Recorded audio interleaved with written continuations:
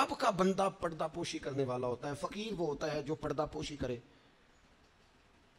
मैं आपको बताऊं, निजात के लिए ये सियासता की हदीस है, इब्ने माजा में मौजूद है।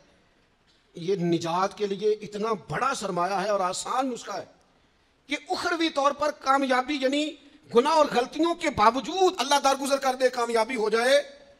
नबी पाक अलैहिस्सलाम ने फरमाया, तू दुनिया में किसी की पर्दापोशी कर, अल्लाह कयामत के दिन तेरी पर्दापोशी कर देगा। पता है इसका माना क्या है? ऐब खोले बगैर ही रब कयामत में माफी अता कर दे। इससे बड़ा सहारा है कोई? सिर्फ इतना करो, पढ़ते पढ़ते ही रहने दो। बड़ा शौक है लोगों को टो में पढ़ने का, जसूसी करने का, खबर लेने का। अच्छा, जो खबर लेनी चाहिए वो नहीं लेते। मोहल्ले में किसकी हरकतें गलत है वो सबको पता है, लेकिन भूखा कौन कौन है, बिल किस किस का आया है और परेशान है ये नहीं पता, किसके बच्चे की स्कूल की फीस नहीं गई ये नहीं पता, बाकी गलत कौन कौन है माशाअल्लाह सारा पता रखते।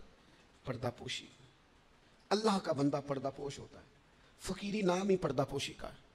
तेरे पास लाखों के राज हों लेकिन तूने सीने में छुपाए हुए। फकीर अपने कफन में बड़े राज छुपा के दुनिया से चले जाते हैं, वो राज खोला।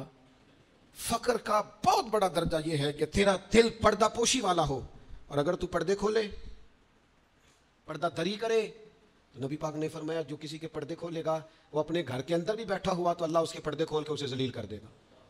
क्या माना है? साफ सुथरी दो टोक बात है। जिसका जलील होने का दिल हो कि मेरे पर्दे खुल जाए, वो दूसरों के खोल दे, खुद ब खुद तेरे खुल जाएंगे।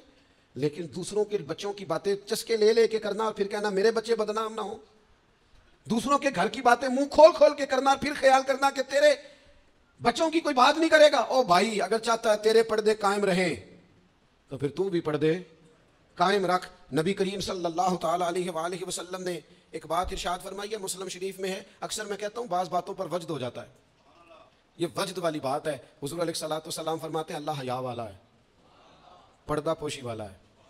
अल्लाह हया और पर्दा पोशी को पसंद फरमाता है। अल्लाह हया वाला है, पर्दे डालने वाला है। हया और पर्दा पोशी को अल्लाह, जो रब का पसंदीदा बनना चाहे, एक तो हया करे और दूसरा पर्दे डाले, इसका भी ऐब छुपाए, उसका भी ऐब छुपाए, उसके भी ऐब छुपाए। लेकिन यहाँ अगर तो तेरे पास दौलत और ताकत है तो फिर सारे ऐब छुपे हुए हैं, और अगर बंदा माड़ा है, गरीब है, तो फिर खोल खोल के मुंह बातें हो रही। मेरी गुर्बत ने किया मुझको ज़माने में बदनाम, तेरी दौलत ने तेरे ऐब छुपा रखे।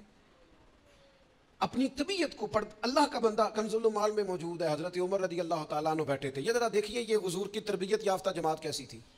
सैयदना फारूक आज़म बैठे हैं, हज़रत जरीर इब्न अब्दुल्ला रज़ी अल्लाह ताला अन्हु बैठे हैं। एक आदमी की अचानक हवा खारिज हो गई और उसकी आवाज़ आई और बदबू फैल गई। अब ये चीज़ें बाज़-औक़ात इंसानी तबीयत के कंट्रोल में नहीं होती। हमारे यहाँ लोग मजाक उड़ाते, फब्तियाँ कसते, तानाज़नी करते। हवा खारिज हुई, आवाज़ भी आई और बदबू भी फैली। हज़रत